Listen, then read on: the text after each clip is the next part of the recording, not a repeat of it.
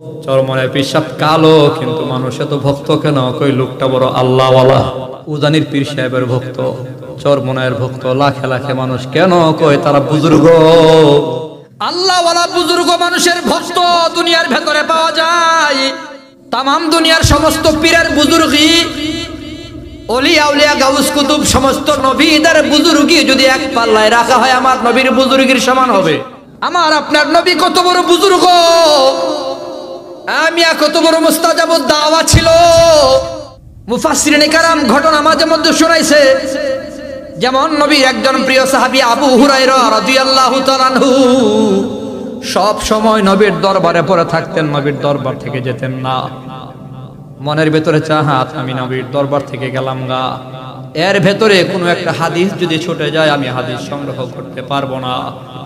আবু হুরায়রা নবীর কথাগুলো সংগ্রহ করার জন্য সব সময় নবীর সামনে বসে থাকতেন। আমার নবী যতক্ষণ না ঘরে গেছেন, আবু হুরায়রাও ঘরে যেতেন না। আবু হুরায়রা রাদিয়াল্লাহু তাআলা আনহুর নাম প্রত্যেকটা হাদিসের পাতায় পাতায় আছে। আন আবি হুরায়রা রাদিয়াল্লাহু তাআলা আন, সবচেয়ে বেশি নবীর হাদিস বয়ান করেছে আবু হুরায়রা রাদিয়াল্লাহু তাআলা আনহু।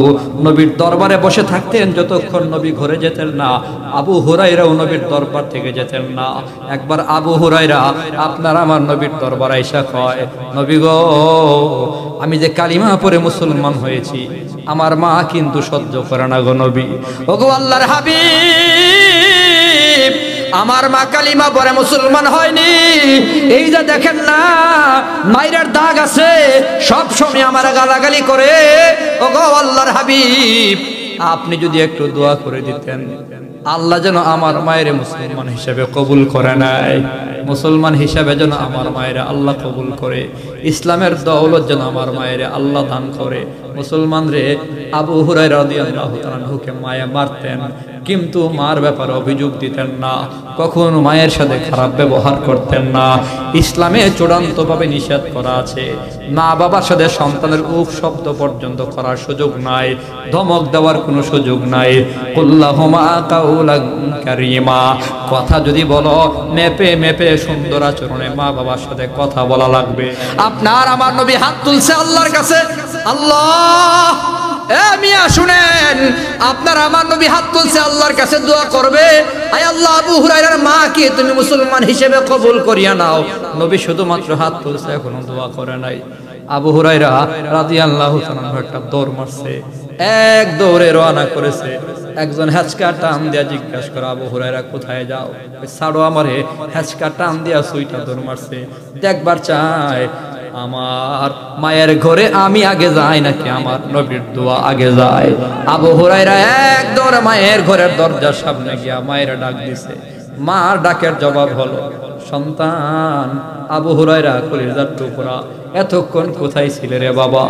এখন আবু হুরায়রা মনে মনে কয়, আগে আসলেই আমার নাম শুনলে, আমার আওয়াজ শুনলে পরে গালাগালি করতো, এখন কত মধুমাখা সন্তান কয়া ডাক দিল, কলিজার টুকরা কয়া ডাক দিল। সন্তান যখন ডাক দিল, আবু হুরায়রা কয়, মা তোমার কি হয়ে গেল? আবু হুরায়রা রে, আমার মনের ভেতরে বড় বিষণ্ণতা তৈরি হয়েছে, নিয়ে চল, তোর নবীরে গালাগালি করতাম ওই নবীর কাছে নিয়ে চল, আমি কালিমা পড়ে মুসলমান হয়ে যাব। আবু হুরায়রা কয়, আমি ঘরে আসার আগে আমার নবীর দোয়া আমার ঘরে চলে আসছে। জোরে কোন সুবহানাল্লাহ। ঐতিহ্যবাহী কুমিল্লা জালাদিন চান্দিনা থানার অন্তর্গত অম্বরপুর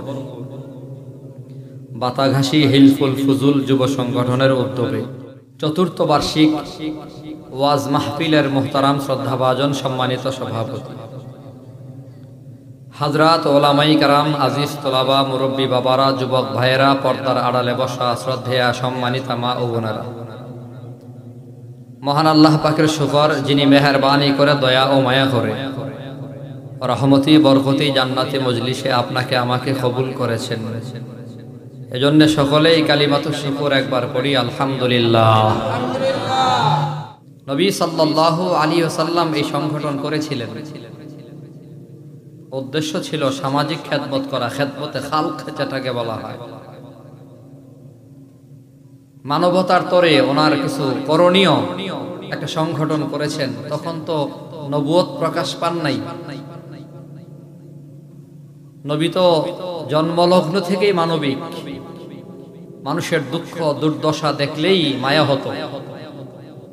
আইয়ামে জাহিলি যুগে বর্বরতা চরমে ছিল। নারীকে পেট কেটে দেখা হতো, ছেলে হবে না মেয়ে হবে, মেয়ে বাচ্চা হয়েছে তো জীবন্ত পুঁতে ফেলেছে। তখনকার সময়ে নারীদের অধিকার বলতে কিচ্ছু ছিল না। চুরি ডাকাতি সেগুলো ওপেন হতো, অত্যাচার জুলুম নির্যাতন হতো, শক্তির মহড়া চলতো, দুর্বলের উপর অত্যাচার হতো, দুর্বল নির্যাতিত নিপীড়িত হতো। তো নবী আরবি সাল্লাল্লাহু আলাইহি ওয়াসাল্লাম এগুলো দেখে খুব ভাবতেন, কাঁদতেন, চিন্তা করতেন কি করব। সে ভাবনা থেকেই কতিপয় যুব সমাজকে সাথে নিয়ে সংগঠন করেছেন হিলফুল ফুজুল। সেই সংগঠনের দাবি ছিল নির্যাতিত মানুষের পাশে দাঁড়ানো, অধিকার বঞ্চিত মানুষের অধিকার ফিরিয়ে দেওয়া, নারীর ইজ্জত আর সম্মান রক্ষা করা। সেই নামের সাথে মিলিয়ে আজকের এই হিলফুল ফুজুল যুব সংগঠন ছেলেরা করেছে। যুবকদের চিন্তা চেতনা কাজকর্ম কর্মসূচিকে আপনার আমার নবীর কর্মসূচির সাথে মিলাইয়া দেন, সকলে বলি আমিন। আল্লাহ যেন মিলাইয়া দেন। বিধবাকে উপকার করবে, মেধাবীদের মূল্যায়ন করবে, পিছিয়ে পড়া মানুষকে সহযোগিতা করবে, নেতৃত্বের চেয়ারে কোনো যোগ্য লোক থাকলে তাকে আরো বেশি শক্তির যোগান দেবে, ঠিক না? মন্দ মানুষ হলে পরিবর্তনে যেমন শক্তি প্রয়োগ করতে হয়, আবার ভালো মানুষকেও নেতৃত্বের চেয়ারে রাখার জন্য সেখানেও কিছু বল প্রয়োগ করতে হয়, ন্যায্য বল যেটা। লড়াই সংগ্রাম করেই ভালো মানুষকে বসাতে হয়, আবার ভালো মানুষকে টিকিয়ে রাখতে হয়।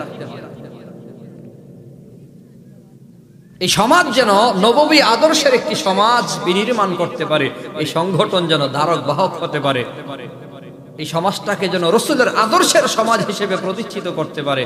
আমরা তাদের জন্য দোয়া করি, আল্লাহ তাদের শক্তিশালী করে দেন, তাদের বুদ্ধি মেধাকে আরো বেশি প্রখর করে দেন, সকলে বলি আমিন।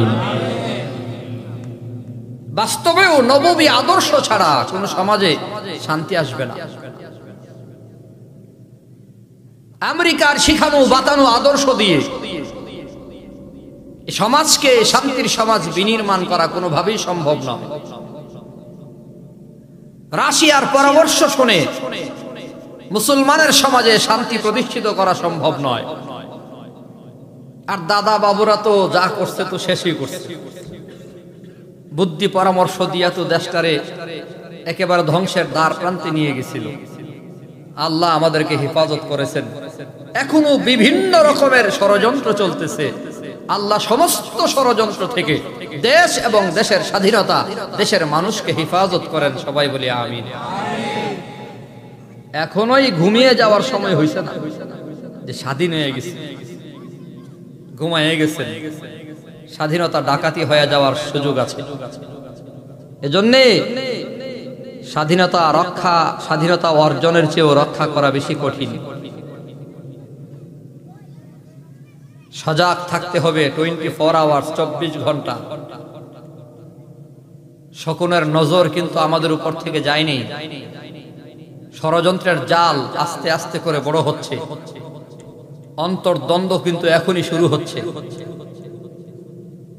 বিভিন্ন জায়গাতে নিজেদের ভেতরে সমন্বয়হীনতা, সমন্বয়কদের ভেতরে ভুল বুঝাবুঝি, দ্বন্দ্ব, অন্তর্দ্বন্দ্ব শুরু হয়েছে অলরেডি।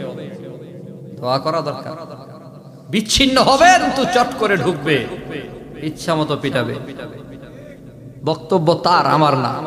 সে বলেছে এবার যদি আসতে পারি একটা একটা করে দেখে নেব, আবার যদি আসতে পারি।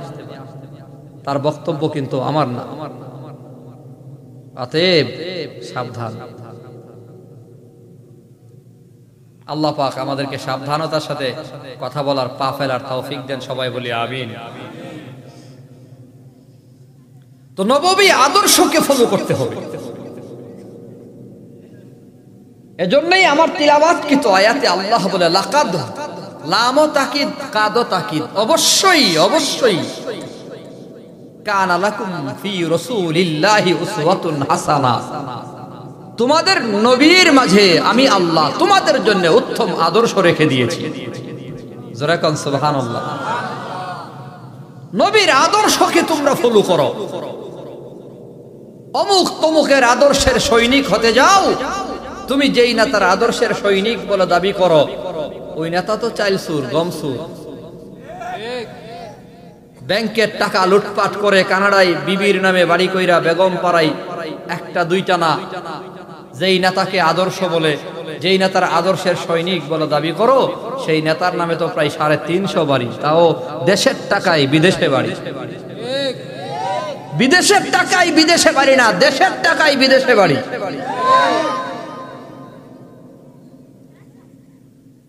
মোবাইল চুররে পাইলে কিলাইয়া চ্যাপটা বানায় বাঙালি জাত। 500 টাকার মোবাইল নিছে গা, ইচ্ছা মতো কিলাইলাম।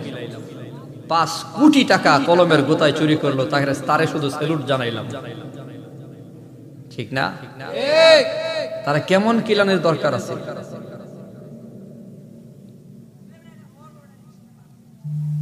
এজন্য আদর্শ ফলো করতে হবে মুহাম্মদুর রাসূলুল্লাহর আদর্শ, যেখানে কোনো চুরি নাই, ডাকাতি নাই, দুর্নীতি নাই, সন্ত্রাসী নাই, চাঁদাবাজি নাই। কথা কোন ঠিক কিনা? এজন্য সাবধান হতে হবে মুসলমানদের। যদি আদর্শের সৈনিক বলতে হয় তো নবীর আদর্শের সৈনিক বলেন। সারা জীবন স্লোগান দিছি আমার ভাইয়ের চরিত্র ফুলের মতো পবিত্র। হুজুররা বয়ানে বইলা গেছে, সারা জীবন ভর শুনছি। ল্যাংটা কেলেও হুজুরদের বয়ানে শুনছি, এখনো শুনি। হুজুররা পাল্টা বলছে, হ্যাঁ জানি জানি, নামাজ পড়া না একক তো, গাঞ্জা টানে 3 ওয়াক্ত।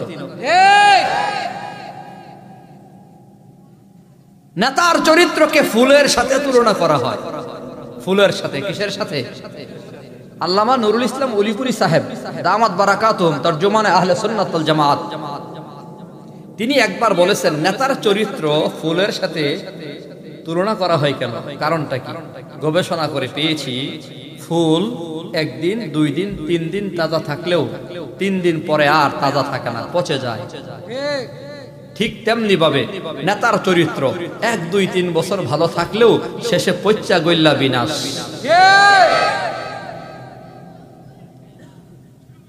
আমি যেহেতু ভাইয়ের মতো চেয়ারম্যান মানেই হলো নেতা, আমি আমারই কিছু ধুলাই করি।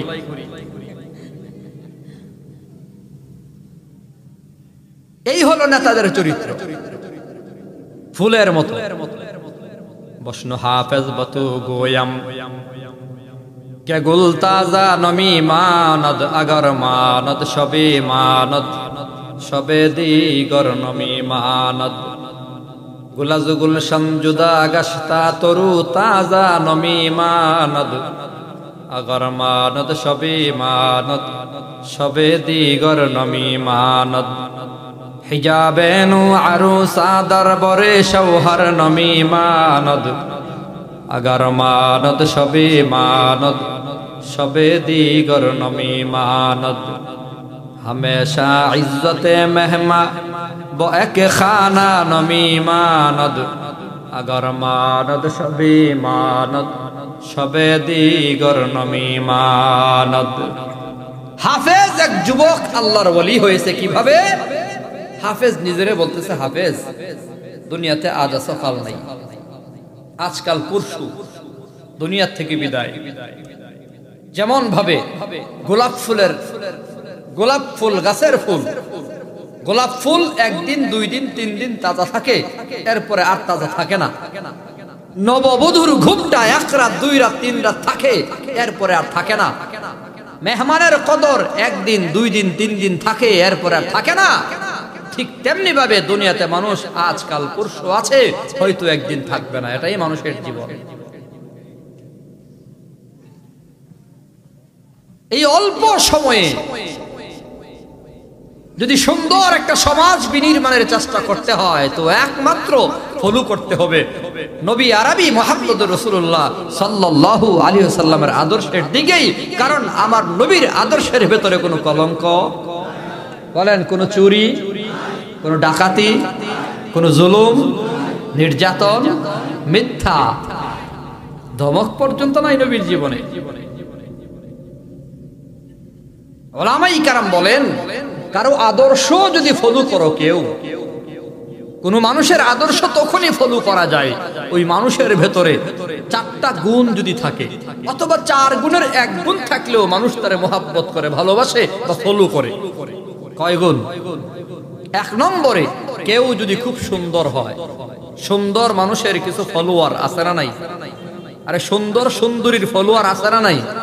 সিনেমার নায়ক নায়িকার ফলোয়ার আছে না নাই? Million million follower. বিডি লেংটি দিয়া লাইছে, কেক কাটতো গিয়া জন্মদিনের অনুষ্ঠানে, হে বিডিরও ফলোয়ার। বুকটা ফাইটটা যায়, বিডি গান গাইতো নাচতো, হে বিডিরও ফলোয়ার আছে, আছে না নাই? তো সুন্দর এবং সুন্দরীর ফলোয়ার আছে। আপনারাই বলেন, পৃথিবীর সকল রূপের রূপবতী, সকল সৌন্দর্যের সুন্দরী সুন্দর, সবার রূপ যদি একসাথে করা হয়, আমার নবীর সমান হবে? একটু জোরে কইলেন না? আমার নবীর কাছে তুলনা হবে? পৃথিবীর অর্ধেক সৌন্দর্য ছিল হযরত ইউসুফ নবী আলাইহিস সালামের। ইউসুফ নবী যখন মহিলাদের সামনে দিয়ে হাঁটে, ইউসুফ নবীর রূপে মুগ্ধ হয়ে মহিলারা নিজেদের আঙ্গুল কেটে ফেলছে, খবর নাই। আম্মা জান আয়েশা সিদ্দিকা রাদিয়াল্লাহু আনহা বলে, এই যুগে যদি, ওই যুগে যদি আমার নবীকে ইউসুফ নবীর জায়গায় রাখা হতো, ইউসুফ নবীর পথে যদি আমার নবী হাঁটতো, তো মহিলারা শুধু আঙ্গুল না, নিজেদের কলিজা কেটে ফেলতো, খবর থাকতো না। জালালাইন শরীফ যখন পড়ি, আমাদের উস্তাদকে জিজ্ঞাসা করছিলাম, ইউসুফ নবী পৃথিবীর অর্ধেক রূপের অধিকারী, তো আমাদের নবী কেমন ছিল? হুজুর সংক্ষিপ্ত 2টা শব্দে জবাব দিছে, ইউসুফ নবী ছিল জামাল, আপনার আমার নবী ছিল কামাল। বলেন জামাল আর কামাল। ইউসুফ নবী হলো জামাল, ইউসুফ নবী কি? বলেন ইউসুফ নবী কি? আর আপনার আমার নবী কি? কামাল। জামাল অর্থ হলো সুন্দর, কামাল অর্থ হলো পরিপূর্ণ সুন্দর। আমার নবী ছিল কামেল মুকাম্মাল সুন্দর। নবী আরবির অরিজিনাল রূপ আল্লাহ ঢাইকা রাখতেন, ঢাইকা রাখতেন। রূপ খুইলা দিলে সূর্য ম্লান হয়ে যায়, রাতের অন্ধকার দূর হয়ে যায়, রাত দিনের তফাৎ বোঝা যায় না। এজন্য আল্লাহ ঢাইকা রাখতেন কুদরতি চাদর দিয়া। একবার তো এমন হইছে, পূর্ণিমার চাঁদের রাতে নবী আরবি মিম্বারে বসা, সম্ভবত হযরত জুবাইর রাদিয়াল্লাহু তাআলা আনহুর খবর। মিম্বারে রাসূল বসে রইছে, পূর্ণিমার চাঁদ আসমানে, আল্লাহ তার কুদরতির অরিজিনাল রূপটা আল্লাহ খুইলা দিছে। হ্যাঁ, সুমরা রাদিয়াল্লাহু তাআলা অরিজিনাল রূপ খুইলা দিছে। এই অরিজিনাল রূপ দেখা সাহাবী চিৎকার মেরে অজ্ঞান হয়ে পড়ে গেছে, কিয়ামত হয়ে গেছে, কিয়ামত। লোকেরা জিগায়, কি রে কিয়ামত হলো কেমনে? জ্ঞান ফিরছে, ওই যে দেখো না মসজিদে নববীর মিম্বরে আসমানের চাঁদ খইসা পড়ে গেছে। আরে চাঁদ না, এটা হলো আমাদের কলিজার টুকরা নবী মুহাম্মদুর রাসূলুল্লাহ সাল্লাল্লাহু আলাইহি ওয়াসাল্লাম। আম্মা জান আয়েশা সিদ্দিকা রাদিয়াল্লাহু তাআলা আনহা বলে, লানা শামসুন ওয়ালিল আফাকি শামসুন ওয়া শামসি খায়রুম মিন শামসিস সামাই ফা ইন্নাশ শামসা তাতলু বাদাল ফাজরি ওয়া শামসি তালিউন বাদাল ইশাই। আম্মা জান আয়েশা সিদ্দিকা রাদিয়াল্লাহু তাআলা আনহা বলেন, আল্লাহ রাব্বুল আলামিন 2টা সূর্য দিয়েছেন। জগৎবাসীর আসমানের ভেতরে এক সূর্য, আমাদের জন্য আল্লাহ পাক রব্বুল আলামিন একটা সূর্য দিয়েছেন। আমার সূর্য দুনিয়ার সূর্যের চেয়ে অনেক অনেক উত্তম, আফদল, অনেক বেশি উত্তম। দুনিয়ার সূর্য উদয় হয় ফজরের পর, আর আমার সূর্য উদয় হয় এশার নামাজের পর। আপনার আমার নবীকে আল্লাহ এত সুন্দর করে বানাইছেন। আনাস ইবনে মালিক রাদিয়াল্লাহু তাআলা আনহুর মা একদিন বলে, আনাস, বুড়া মহিলা, বুড়া মা, বুড়া মহিলা,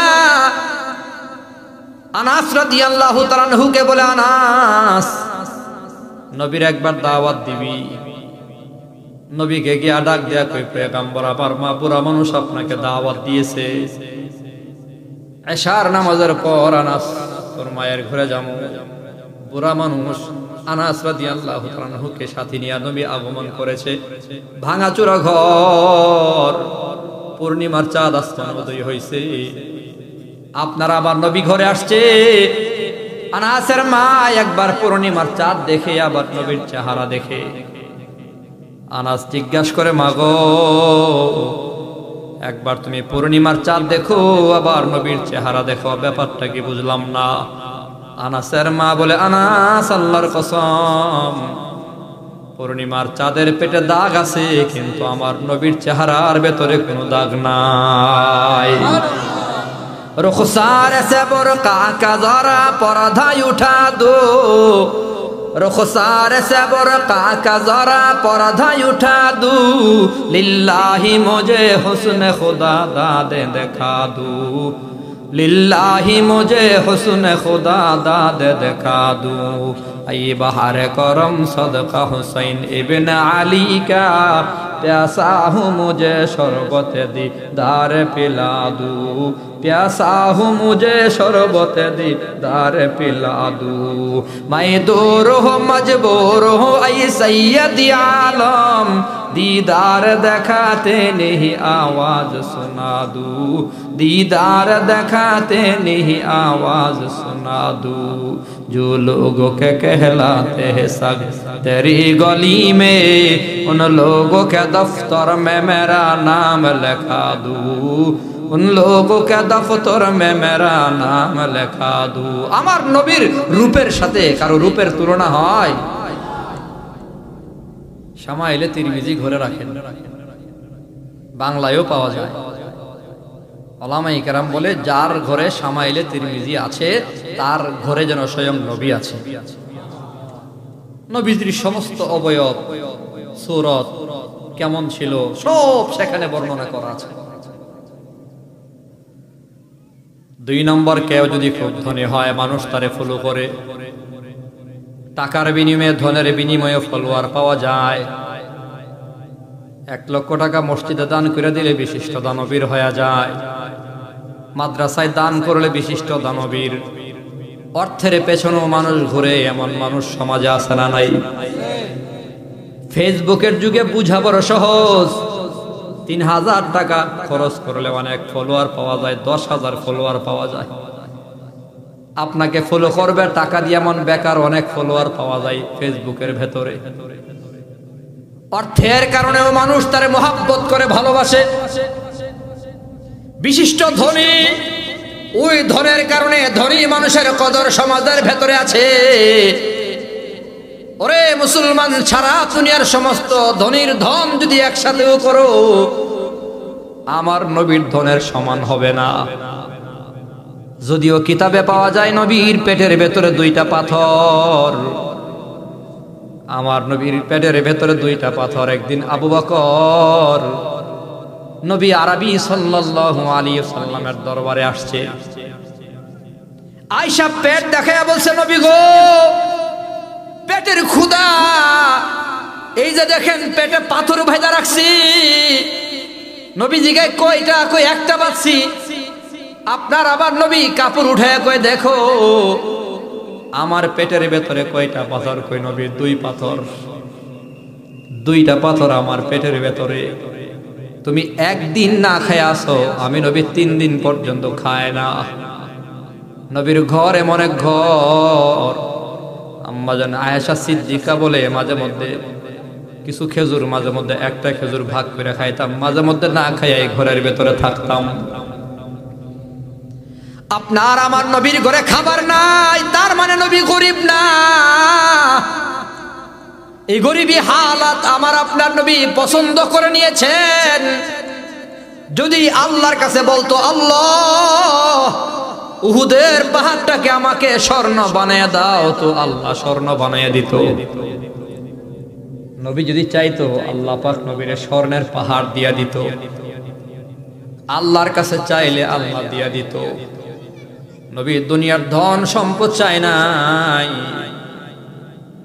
ওরে মুসলমান, কিন্তু তাই বলে নবী গরিব ছিল এমন নয়। গরিবী নবী পছন্দ করেছেন, জোরে কোন সুবহানাল্লাহ। গরিবী পছন্দ করেছে। হাকিকতে নবী তো এত ধনী ছিল, যা চাইতো আল্লাহর কাছে আল্লাহ তাই দিত, ঠিক না? ধনী হলেও যদি তুমি ধনী হলে যদি পছন্দ করো, তো আমার নবীর চেয়ে বড় ধনী আর কেউ নাই। একেবারে বাস্তব উদাহরণ দেওয়া যাবে। 3 নম্বর, কারো আখলাক যদি সুন্দর হয়, চরিত্র যদি ভালো হয়, তো মানুষ তারে পছন্দ করে। আখলাক বড় দামি জিনিস রে বাবা। আখলাকের কারণে মানুষ দামি হয়ে যায়। আখলাক যদি খারাপ হয়, তো আবার হিরো থেকে মানুষ জিরো হয়ে যায়। হিরো থেকে জিরো হয়ে গেছে মাত্র কয়েক সেকেন্ডের ভিডিও ভাইরাল হওয়ার পরে। যেমন আমাদের ডিবি হারুন সাহেব, ঠিক না? কয়েক সেকেন্ডের ভিডিও ভাইরাল, তো হিরো থেকে জিরো। আখলাকের এত দাম। কারো চরিত্র যদি ভালো হয়, তো মানুষ তারে পছন্দ করে, ভালোবাসে। ওই লোকটার আখলাক বড় ভালো। আমার আপনার নবীর আখলাকের ব্যাপারে আম্মা জান আয়েশা সিদ্দিকা রাদিয়াল্লাহু তাআলা আনহাকে বলা হলো, মা গো, নবীর আখলাক কেমন ছিল? মা জবাব দিয়েছেন, খুলুকুহু আল কোরআন। নবীর চরিত্র হলো সরাসরি আল কোরআন। জোরে কন্না সুবহানাল্লাহ। কোরআন হচ্ছে নবীর আখলাক। আখলাক চরিত্র যেন ভালো হয়, আচার আচরণ যেন ভালো হয়, ব্যবহারে বংশের পরিচয়। সুন্দর আখলাক ছিল আমার নবীর। আল্লাহ বলেন, নুন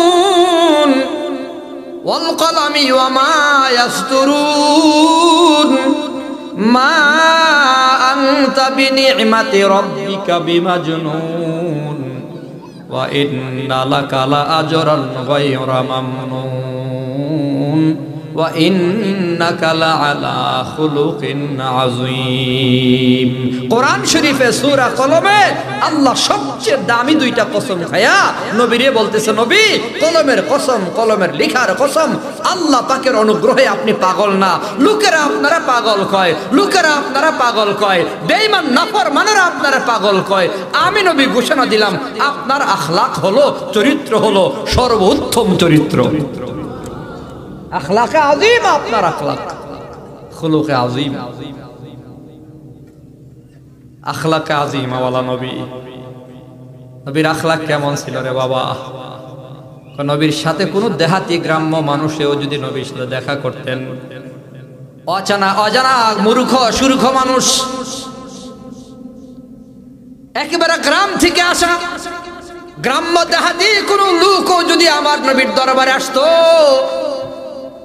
ওই লোকটা যতক্ষণ আমার নবীর সাথে কথা বলতো, আমার নবীর ততক্ষণ তার চেহারার দিকে তাকায় তাকায় কথা শুনতো, অন্যদিকে নবী ফিরাইতেন না। সাহাবাই কারাম বলে, নবীর সাথে কেউ যদি হাত মিলাইছে, যতক্ষণ ওই লোকটা হাত টান না দিছে, ততক্ষণ নবী নিজের হাত টান দিতেন না। জোরে কোন সুবহানাল্লাহ। আনাস ইবনে মালিক রাদিয়াল্লাহু আনহু বলে, 10 বছর নবীর খেদমত করলাম, একদিনও উফ শব্দ করে নাই, আমাকে ধমক দেয় নাই।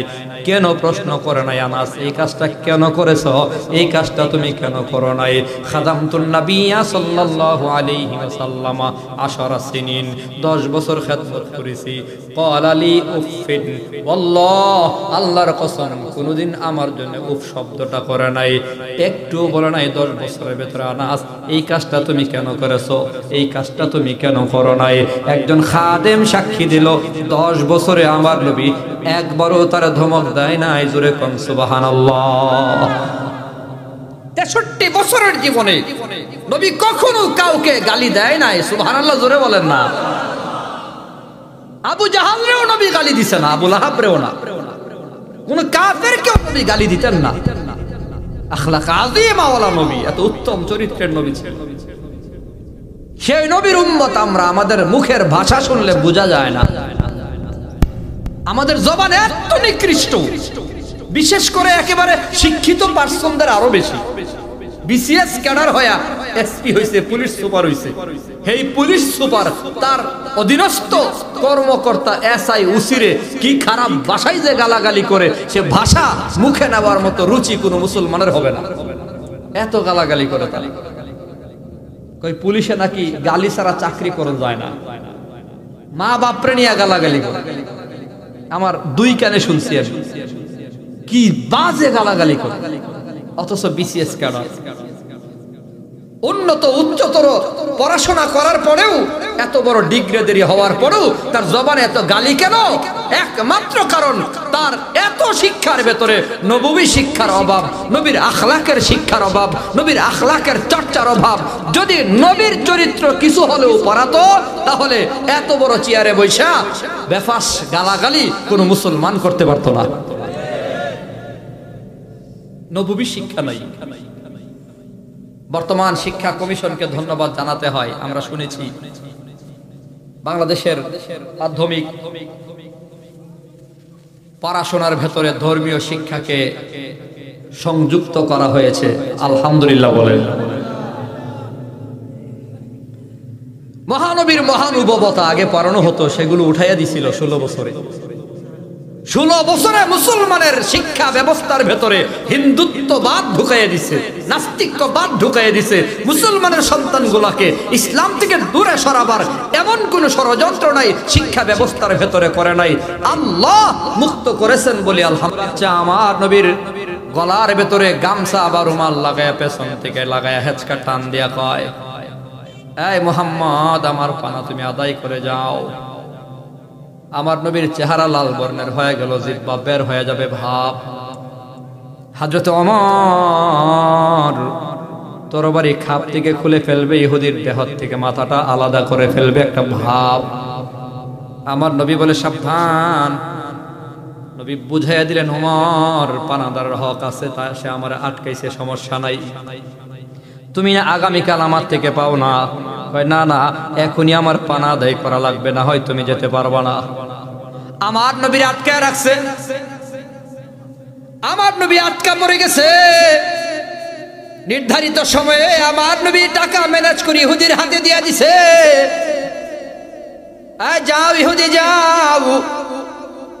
মুসলমান বাবার আরো বেশি দিয়ে দিছে, কারণ হযরত ওমর কেন রাগ দেখাইছে, এজন্য আরেকটু বাড়াইয়া দিয়ে দিছে, যাও। ইহুদি আবার চোখের পানি ছেড়ে কই, নবী গো, আমি টাকা নেওয়ার জন্য আপনারা গামছা লাগাই নাই গো নবী। আমাদের ইহুদি আলেমদের জবান থেকে শুনছি, শেষ নবী আসবে, তার নাম অমুক হবে, বাবার নাম মায়ের নাম সব মিলে গেছে, আপনার চেহারার সাথে মিলে গেছে, আপনার সুরতের সাথে মিলে গেছে গো নবী। আরো শুনছি শেষ নবী নাকি খুব ধৈর্যশীল হবে, প্রতিশোধ পরায়ণ হবে না, ধৈর্যশীল হবে। পরীক্ষা করার জন্য গামছা লাগায় হেঁচকা টান দিছি, আপনি আমার উপর রাগ করেন নাকি? দেখলাম না না, আপনি বড় ধৈর্যশীল, ধৈর্যের পরিচয় দিয়েছেন গো নবী। আমার বুঝবার বাকি নাই, আপনি হলেন শেষ নবী, শ্রেষ্ঠ নবী, সত্য নবী। অতএব আমারে কালিমা পড়ে মুসলমান বানায়া দেন। আখলাকে আযীমা ওয়ালা নবী, উত্তম চরিত্রের নবীর ব্যবহার এমন ছিল। এক সাহাবী নবীর কাছে আঙ্গুর নিয়ে আসছে, আঙ্গুর নিজের গাছের ফল। সাহাবা ইকরাম নিয়ে রাসূল বসা, আঙ্গুর ফল একটা মুখে দিছে রাসূল, মুখে দিয়া আস্তে আস্তে করে সবগুলো আঙ্গুর একাই খেয়ে ফেলছে। সুবহানাল্লাহ বলেন। তো যার আঙ্গুর খাইছে হে বেড়া তো খুব খুশি, সাহাবী তো বড় খুশি, আমার গাছের ফল নবীজি একলা খাইছে, একেবারে খুশি মনে বাড়িতে গেছে।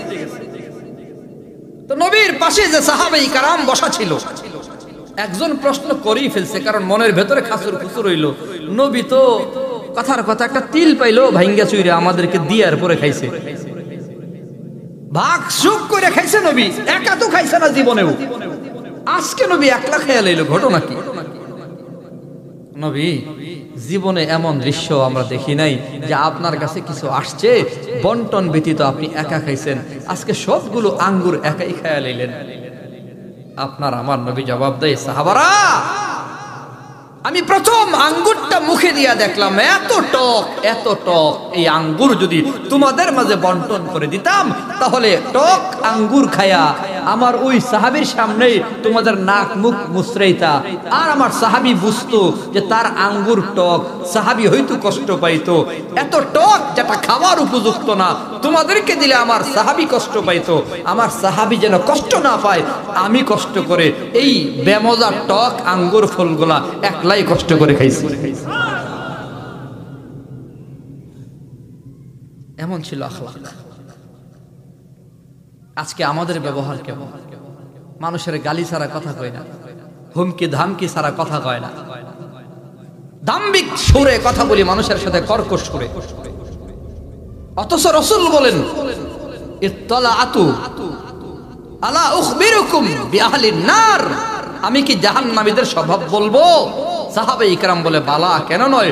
রাসূল বলে, কুল্লু উতুল্লিন জাওয়াজিন মুস্তাকিবিরিন, জাহান্নামীদের স্বভাব হলো তিনটা।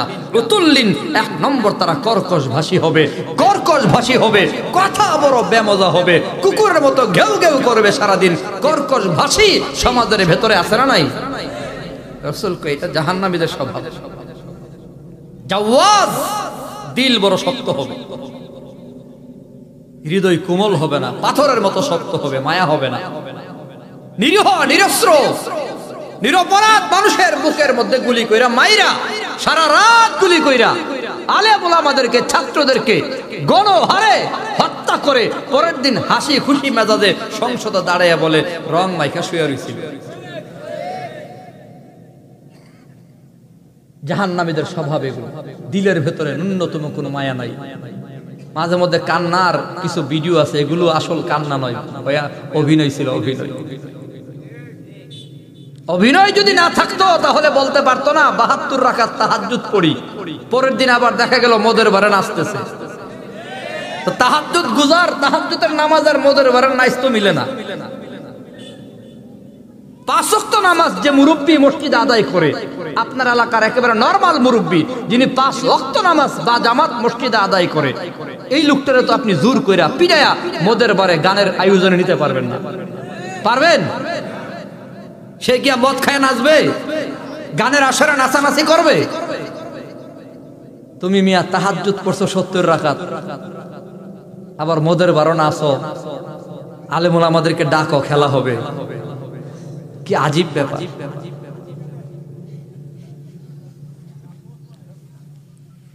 নাম নিয়েন না ভাই, এমনি সিনেমা। জাওয়াজ, রাসূল বলে জাহান্নামীদের স্বভাব কর্কশ ভাষী হবে। অনেক দেখেন কিছু লোক আছে, কথা শুনলে কয়, মুরব্বীরা কয় তাক হুজুর কথা কয় না, হ্যাঁ বেতুমিস। আছেন এমন লোক, চিনিস আমারে আমি কেডা? পান্দির ফুল আমার চিনস? এমনে কয়। তোর বাপ রে জিগাইছ আমি কেডা? রাসূলের হাদিসে বোঝা যায়, হ্যাঁ তোর চিনি, তুই জাহান্নামী। কথা কর না, চিনি তোরে, তুই গরম স্বরে কথা বলো, মানুষকে ছোট করে কথা বলো, হুমকি ধামকি দিয়া কথা বলো, অহংকার প্রদর্শন করে কথা বলো, কর্কশ ভাষায় কুকুরের মতো ঘেউ ঘেউ করো। রাসূলের হাদিস বলে, হ্যাঁ তোরে চিনি, তুই জাহান্নামী। আসেনি এমন কিছু লোক? আল্লাহ তাদেরকে নরম সরওয়ালা বানাইয়া দেন। সকলে বলি আমিন। ইবাদুর রহমানিল্লাযীনা ইয়ামশুনা আলাল আরদি হাওনা ওয়া ইযা খাতাবাহুমুল জাহিলুনা ক্বালু সালামা। রহমানের খাঁটি বান্দা যারা, তাদের অনেক বৈশিষ্ট্য আল্লাহ বর্ণনা করেছেন।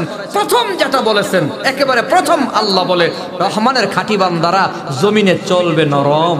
সুবহানাল্লাহ বলেন।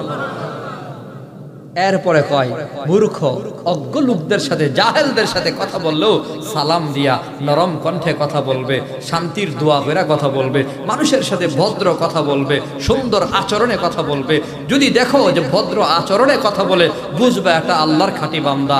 আর যদি অভদ্র আচরণে কর্কশ ভাষায় কথা বলে, নবীর হাদিস বলে এটা জাহান্নামীদের স্বভাব।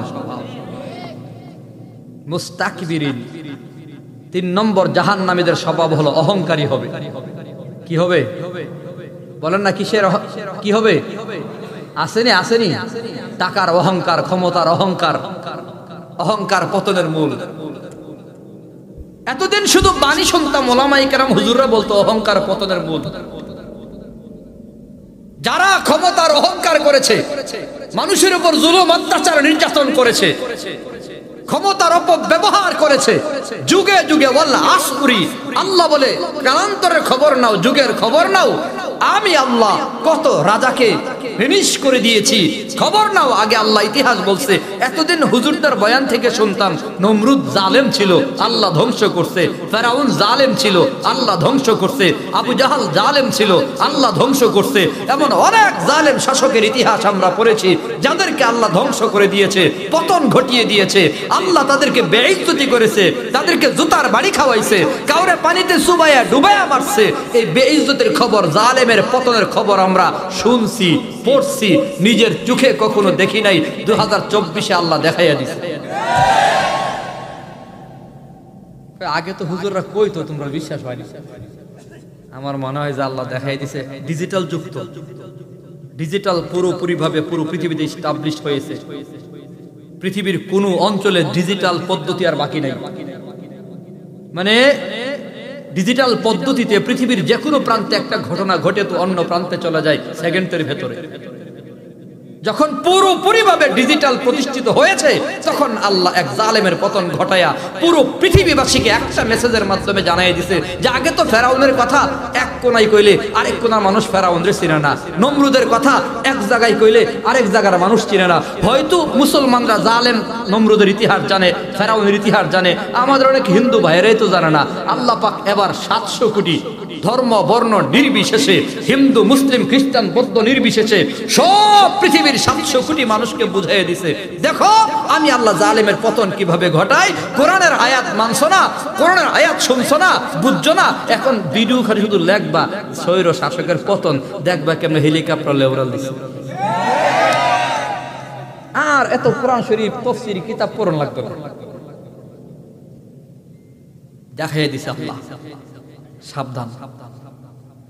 আসলে আগে শুনতাম ইন্না বাতশা রাব্বিকা লাশাদীদ, আল্লাহর ধরা বড় কঠিন ধরা, শুনতাম দেখতাম না, আল্লাহ দেখাইছে। কেমন কঠিন বুঝছেননি? যারা আঙ্গুলের ইশারায় থরথর করে সবাই কাঁপতো, যারা কাঁপতো হেরাই কইছে মাত্র 40 মিনিট, খাওয়া দাওয়ার টাইম নাই, ভাগে নাই। বিষয়টা বুঝছেননি আল্লাহ কেমনে ধরছে? যার ইশারায় যেই বাহিনী আলেমদের হাতে হাত করা লাগাইতো, কোমরে রশি বাঁধতো, গরুর মতো বাইন্দা কুরটে আনতো নিত, যার ইশারায় যারা হাতে বাঁধতো, যারা কোমরে বাঁধতো, যারা পিটাইতো, যারা গুলি করতো, এইগুলার আল্লাহ উল্টাই দিছে। এখন হেরা আবার হুজুরার কোমরে রশি হইলা গিয়া হেরার কোমরে লাগাইতেছে।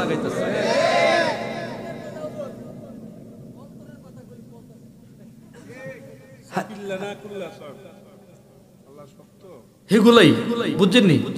পুলিশ কেলাম পাল্টাইছে না, যেই পুলিশে আপনারা দৌড়াইছিল এখন হেই পুলিশে আপনারা ফোন দিয়েছে, চেয়ারম্যান সাহেব কারে দৌড়ন লাগবো কই, আমারে ফোন দিছে, আল্লাহর কসম করে বলে আমারে ফোন দিয়ে দিয়েছে, মাফ করে দিয়েন, এমনি কইছে মাফ করে দিয়েন, উপরের নির্দেশে বহুত অন্যায় করছি, এখন কোন কোনটা ধরতাম।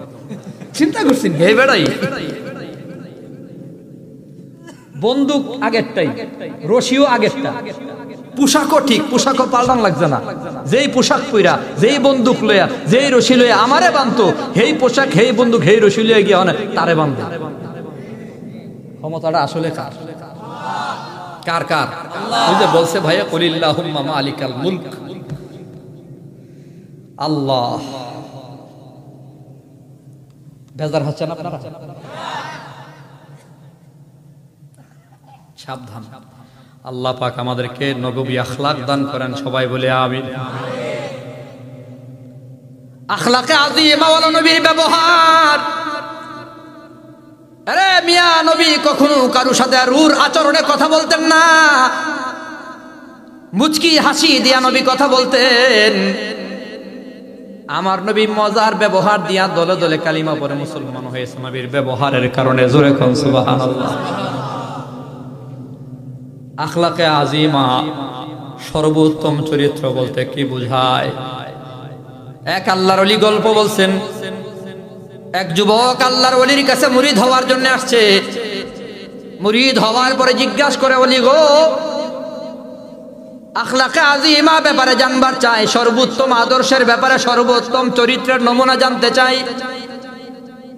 আল্লাহর ওলি বলে, যাও বাজারের মোড়ে গিয়া দেখো, তিন কোনায় তিনজন আল্লাহর ওলি আছে, আল্লাহর পাগল আছে। তিন পাগলরে তিনটা ঘুষি দিবা। প্রথম নম্বর পাগলরে ঘুষি দিছে, পাগলেও পাল্টা ঘুষি মেরে দিছে। দুই নম্বর পাগলরে ঘুষি দিছে, তো পাগলে শুধু চায়া রয়েছে, কিছুই খায় নাই, মাফ করে দিছে। তিন নম্বর পাগলরে থাপ্পড় বা ঘুষি দেওয়ার পরে হাতে ধরে কই, ভাই আমারে থাপ্পড় দিতে গিয়া তুমি ব্যথা পাইছো নাকি? তুমি আমার মাফ করে দিও, আল্লাহ তার তুমি কল্যাণ দান করো। জোরে কোন সুবহানাল্লাহ। তিন পাগলের গল্প আল্লাহর ওলির কাছে বলছে।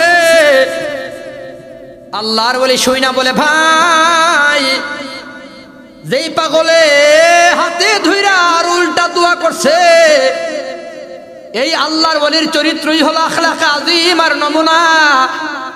আখলাকে আযীমা মানে হলো আমার নবীর উপর অত্যাচার করেছে, নবীর উপর জুলুম নির্যাতন করেছে। তায়েফের ময়দানের খবর নিয়ে দেখো মুসলমান বাবারা, আমার নবীকে পাথরের আঘাত শুরু হয়ে গেল। যায়েদ ইবনে হারিস রাদিয়াল্লাহু তাআলা আনহুর সাথে ছিল। নবীর উপর তায়েফবাসী যখন পাথর মারা শুরু করলো, আমার নবীর চামড়া মোবারক এত নরম, গোশত মোবারক এত নরম, পাথর মারার পরে পাথরগুলো চামড়া ছিদ্র হয়া গোশতের ভেতরে গর্ত হয়া নবীর গায়ে লাইগা থাকে। আঙ্গুল দিয়া গোতা দিয়া বের করার পরে এত রক্ত বের হয়, একবার নয়, দুইবার নয়, তিনবার আমার নবী অজ্ঞান হয়ে মাটিতে পড়ে যায়। পায়ের সাথে স্যান্ডেল গুলো আঠা লাইগা গেল। জিবরাইল আমিন আমার নবীর কাছে আইসা কই, নবী গো, আপনি যদি বলেন তায়েফবাসীকে আমি জিবরাইল নিমিষে ধ্বংস করে দেব। আপনার আমার নবী বলেন, না, ধ্বংস করিও না। আল্লাহুম্মা গফিরলি কওমি, আল্লাহুম্মা হাদি কওমি। আয় আল্লাহ, আমার নানা বাড়ির মানুষগুলার তুমি মাফ করিয়া দিও, হেদায়েত দিয়া দিও। জিবরাইল রে ধ্বংস করে দিলে আমি দাওয়াত দেব কার কাছে? নবীরে মারতো, নবী উল্টা মার দিতেন না। নবীরে গালাগালি করতো, নবী কখনো গালি দিতেন না। নবীর উপর অত্যাচার করতো, নবী পাল্টা আক্রমণ করতেন না। আমার নবী কখনো কোনো মানুষের উপরে ব্যক্তিগত কোনো স্বার্থে নবী খুব জানতেন না। আমার নবীর আখলাকে আযীমা, এমন সুন্দর চরিত্র আমার আপনার মাঝেও নিয়ে আসা লাগবে। আপনার আমার ব্যবহার যদি নবীওয়ালা ব্যবহার হয়, তাহলে কোনো হিন্দু ভাইকে দাওয়াতও ভালো করে দেওয়া লাগবে না, খ্রিস্টানকে দাওয়াতও দেওয়া লাগবে না রে ভাই, বৌদ্ধকে দাওয়াতও দেওয়া লাগবে না। নবীর আখলাক যদি আমাদের মধ্যে থাকতো, এই যুগের হিন্দু খ্রিস্টান বৌদ্ধরা ওই যুগের বেঈমানদের মতো কট্টর না, এই যুগের বেঈমান নাফরমানরা ওই যুগের মতো কট্টর না। নবীর সামনে পায়েও তাদের দিল গলে নাই। আমার বিশ্বাস ওই যুগের কাফের বেঈমানদের চেয়ে এই যুগের অমুসলিমদের হৃদয় বড় কোমল, বড় নরম। যদি আমরা নবীর ব্যবহার তাদের সামনে প্রদর্শন করতে পারতাম, আমাদের ব্যবহার যদি আসলে নবী ব্যবহার হইতো, আমাদের ব্যবহারে তারা দলে দলে মুসলমান হয়ে যাইত। আমাদের ব্যবহার বড় খারাপ, মানেন আর না মানেন, নষ্ট চরিত্র আমাদের। আমার এক উস্তাদ আক্ষেপ করে বলছিলেন, একজন মুসলমানের ঈমান আছে, ইসলাম নাই, আর তাদের ঈমান নাই, ইসলাম আছে। কথা বুঝেন? অর্থাৎ একজন ইসলাম যেটাকে বলে, একজন মুসলমানের ব্যবহার, চলাফেরা, আচার আচরণ যেমন হওয়া দরকার ছিল, এগুলো এখন বিধর্মীর ভেতরে আছে। মুসলমানের ঈমান আছে, কিন্তু ইসলামের আখলাক নাই, ব্যবহার নাই, আচার আচরণ নাই। যেমন দেখেন না, ইউরোপ কান্ট্রিগুলোতে ঘন্টায় ঘন্টায় বেতন পরিশোধ হয়, দৈনিকের বেতন পরিশোধ হয়। এক মাসের ভেতরে যে কয়দিন কাজ করবেন আপনার বেতন ক্লিয়ার পরিশোধ করা হবে। কিন্তু মুসলিম কান্ট্রিগুলোতে মাসের পর মাস, বছরের পর বছর কাজ করার পরেও কর্মচারীর বেতন মালিকে মারা দেয়। মালিক কিন্তু মুসলমান। মুসলমানের ব্যবহার বড় খারাপ। আত্মসমালোচনা করছে। আমাদের ব্যবহার যদি নবী ব্যবহার হতো, নবীর যে আচরণ ছিল, আখলাক ছিল, ব্যবহার ছিল, এই ব্যবহার যদি আমাদের হতো, তাহলে আমাদের ব্যবহারেই বিধর্মীরা কালিমা পড়ে মুসলমান হয়ে যেত।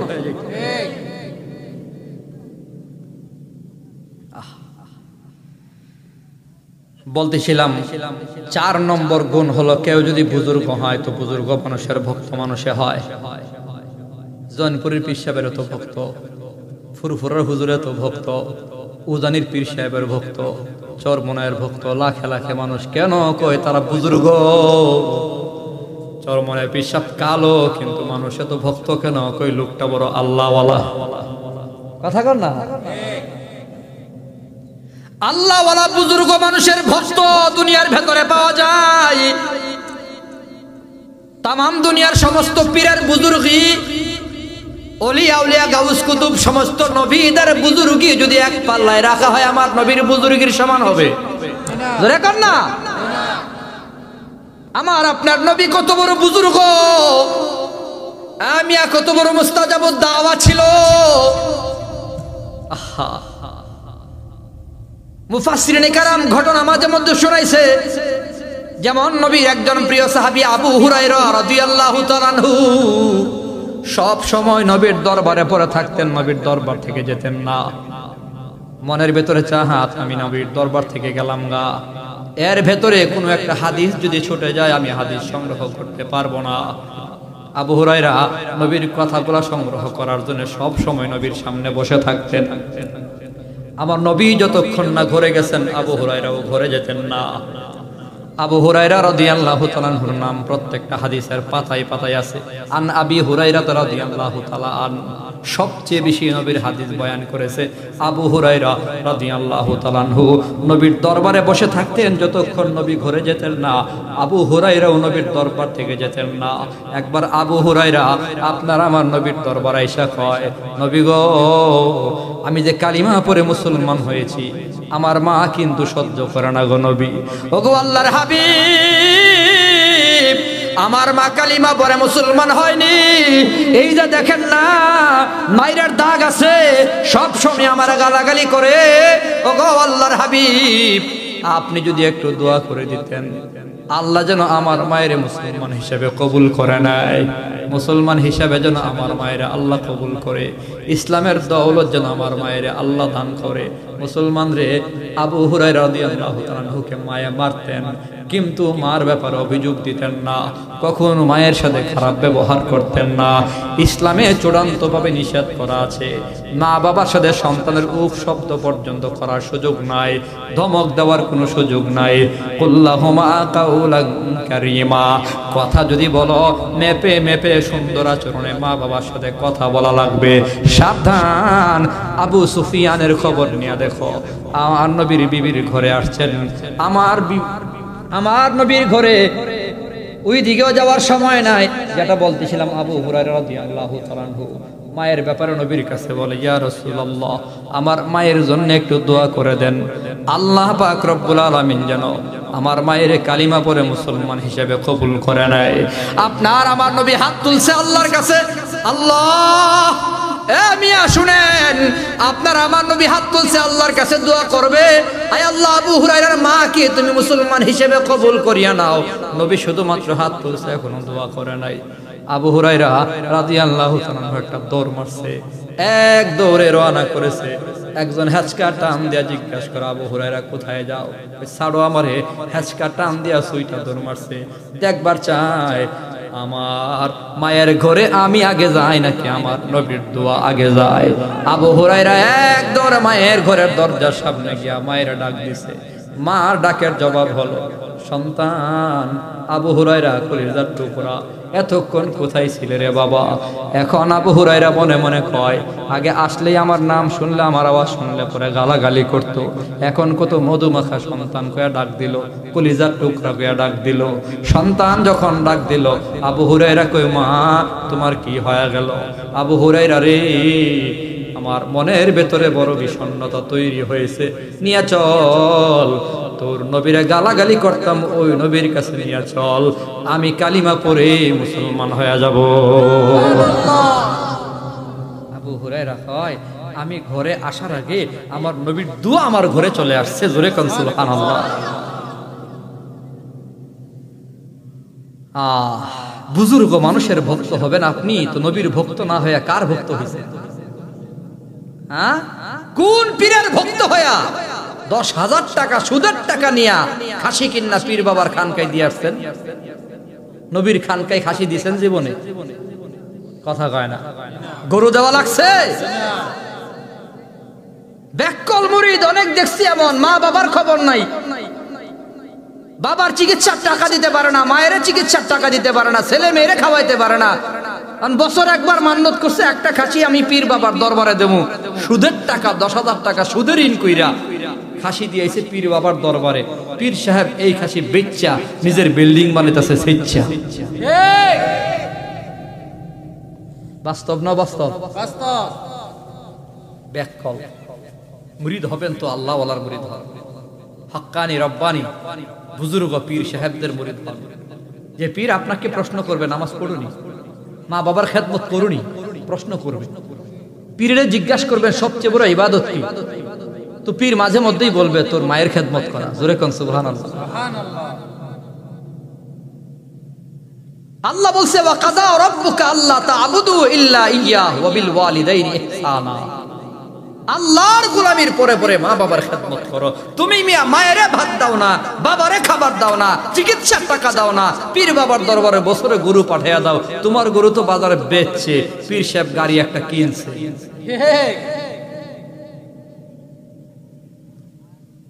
পীরের ভক্তরা বেজার হয়েন না, আল্লাহ ওয়ালার মুরিদ হন। যে পীর আপনাকে প্রশ্ন করবে 5 ওয়াক্ত নামাজ পড়ুনি বলো। যেমন মরহুম পীর সাহেব চরমনাই সব সময় বলতো যে নামাজ পড়ো না সে আমার মুরিদ। শুনছেন নি জীবনে এমন বক্তব্য? এই যে তার বিবিরে পর্দায় রাখো না, যাও তোমার মতো মুরিদ আমার দরকার নাই। এই লো হক্কানি পীর। সবক আদায় হয়নি জিজ্ঞাসা করে, মা বাবার খবর নাওনি, হালাল হারাম যাচাই বাছাই করে চলোনি। যাই হোক, বলতেছিলাম নববী আদর্শের মালা গলার ভেতরে লাগান। লাকাদ কানা লাকুম ফি রাসূলিল্লাহি উসওয়াতুন হাসানা। সর্বোত্তম আদর্শ হলো নবীর আদর্শ। এই নবীর আদর্শের ভেতরে নিজে চলবো, নিজের সমাজকে সে আদর্শ বিনির্মাণে সবাই মিলে। চেয়ারম্যান সাহেব কোরআনের আয়াত পড়ে কোরআন থেকে 2-4টা কথা বলেছে, অনেক কথা বলার যোগ্যতাও আল্লাহ তাআলা দান করছে। আমার বিশ্বাস আল্লাহ পাক ওনার উপর বিশ্বাস আছে এবং দোয়া আছে, আল্লাহ ওনাকে আরো বেশি এই সমাজে ইসলামের খেদমত করার তৌফিক দেন। সকলে বলি আমিন। নবীর যে মিশন ছিল সমাজে খেদমত করা, মানবতার সেবা করা, বিধবার ঘরে খাবার পৌঁছে দেওয়া, অসহায়ের ঘরে খাবার পৌঁছে দেওয়া, যার ঘরে খাবার নাই তার খোঁজ খবর নেওয়া, যার কাপড় নাই তার একটা কাপড় দেওয়া। নবী বলে গেছেন বস্ত্রহীন কোন উম্মতকে যদি তুমি একটা বস্ত্র দিতে পারো, কাপড় দিতে পারো, আল্লাহ তোমাকে জান্নাতে 2টা সবুজ পোশাক দান করবে। নববী আদর্শ যদি সমাজে বাস্তবায়ন করা যায়, তাহলেই এই সমাজের এই যে উঁচা নেচা তফাৎ, রাজা আর ফকিরের তফাৎ কিছুটা হলেও কমে যাবে। ধনী গরিবের এত বড় পার্থক্য, যার আছে তো আছে, যার নাই তো নাই, এর নাম সমাজ নয়। যদি যাকাতের বিধান সমাজে থাকতো তাহলে এই দেশে এত গরিব থাকতো না, এত গরিব থাকতো না। যাকাত তো দিছেই না, ট্যাক্সও দিছে না, উল্টা আরো কোটি কোটি টাকা চুরি করে বিদেশে পাঠিয়ে দিছে। এজন্য নববী আদর্শ বাস্তবায়ন করতে হবে। যেই নবীর চরিত্রের ভেতরে কোনো চুরি নাই, দুর্নীতি নাই, মিথ্যা নাই, অভিনয় নাই, ঠকবাজি নাই, গালাগালি নাই, অত্যাচার নাই, জুলুম নির্যাতন নাই, সেই নবীর আদর্শের মালা সবাই পড়তে হবে। এবং নববী আদর্শের একটা সমাজ বিনির্মাণে সকলকে ঐক্যবদ্ধ হতে হবে। বহু দেখেছি অমুক তমুক আছে, আসলো আর গেল, 54 বছরে পরিবর্তন হলো, শুধুমাত্র নেতার পরিবর্তন হলো, কিন্তু নীতির কোনো পরিবর্তন নাই, আদর্শের কোনো পরিবর্তন নাই। কেন হয় না? এই আমেরিকার থিওরি ফিট করলে এ সমাজে শান্তি আসবে না, ভারতের থিওরি দিয়া সমাজে শান্তি আসবে না। মানুষের সমাজে শান্তি আসবে কি দিয়া? একমাত্র আল্লাহর থিওরি যদি এস্টাবলিশ করা হয়, কোরআন সুন্নাহর সমাজ যদি বিনির্মাণ করা হয়, নববী আদর্শের সমাজ যদি বিনির্মাণ করা হয়, তাহলেই কেবল একটি সুন্দর সমাজ নির্মাণ করা সম্ভব। কথা বলেন ঠিক কিনা? এজন্যে আগামীর বাংলাদেশ যেন কোরআন সুন্নাহর বাংলাদেশ হয়, আমাদের সবাইকে ঐক্যবদ্ধ হতে হবে, ঐক্যবদ্ধ হতেই হবে। এখন আর সুযোগ নাই কে কওমি আর কে আলিয়া, কে ওয়াহাবি কে সুন্নি, কে কোন পীরের মুরিদ, কে কোন পীরের ভক্ত, খানকার ভক্ত। টুপি নিয়ে দ্বন্দ্ব, পাঞ্জাবি নিয়ে দ্বন্দ্ব, জিকির নিয়ে দ্বন্দ্ব, এগুলো একেবারে ছোটো খাটো বিষয়। সব ভুলে গিয়ে কাঁধে কাঁধ মিলিয়ে এজ এ মুসলিম আনা ইন্নানি আনা মুসলিম, আমি মুসলমান। নবী বলছে আল মুসলিমু আখুল মুসলিম, মুসলমান মুসলমানের ভাই। আল মুসলিমুনা আল মুসলিমুনা রাজুলুন ওয়াহিদ। রাসূল বলে মুসলমান হলো একটি মাত্র দেহ। সময় এসেছে ওয়াতাসিমু বিহাবলিল্লাহি জামিআন ওয়া লা তাফাররাকু। আল্লাহ যে বলছে কোরআনের রজ্জুকে, কোরআনের রশ্মিকে তোমরা মুষ্টিবদ্ধ হয়ে ধরো, নিজেদের ভেতরে দলে উপদলে বিভক্ত হয়ো না। সময় তো এখনই ঐক্যবদ্ধ হওয়ার। যদি আজকে মুসলমান সমাজ ঐক্যবদ্ধ হতে পারে, তো মুসলমানরাই এদেশের শাসক হবে, ইসলামই হবে এদেশের সংবিধান। এজন্য এক হতে হবে। আল্লাহু আকবার। ঘরে ঘরে জালো, ঘরে ঘরে জালো। আল্লাহু আকবার। আল্লাহ আমাদের সবাইকে এক ও এক বানায় দেন, সকলে বলি আমিন। আমিন। নবী বলে কুল্লু উম্মতি ইয়াদখুলুনাল জান্নাতা ইল্লা মান আবা। সমস্ত উম্মত জান্নাতি হবে, কিন্তু যারা আবা। সাহাবা ইকরাম জিজ্ঞাসা করেছে আবা কারা? রাসূল বলেছে মান আতাআনি দাখালাল জান্নাহ। যারা আমার আনুগত্য করবে তারা জান্নাতে যাবে। ওয়া মান আসানি ফাকাদ আবা। যারা আমার আনুগত্য করবে না, নাফরমানি করবে, তারাই হলো আবা। অতএব রাসূলের আনুগত্য অনুসরণ করে রাসূলের জান্নাতি কাফেলার দলের অন্তর্ভুক্ত হয়ে আমরা যেন একটা সুন্দর সমাজ বিনির্মাণ করতে পারি। আল্লাহ আমাদের এক ও নেক বানায়া দেন। যা বলেছি ভুল ভ্রান্তি হলে ক্ষমা চাই, সহি কথাগুলোর উপর সকলের আমলের নিয়ত চাই। আল্লাহ পাক আমাদের সবাইকে আমল করার তৌফিক দেন। আবারও দেখা হবে, বয়ান হবে, দোয়া চাই সকলের কাছে। ধারাবাহিক আলোচনা চলতেই থাকবে। আমার পরে অত্যন্ত খুব সুন্দর কণ্ঠে আলোচনা করেন, খুব বিদগ্ধ আলেম মুফাসসির হযরত মাওলানা হাবিবুর রহমান কাফি চাঁদপুরি সাহেব, তিনি প্রস্তুত আছেন।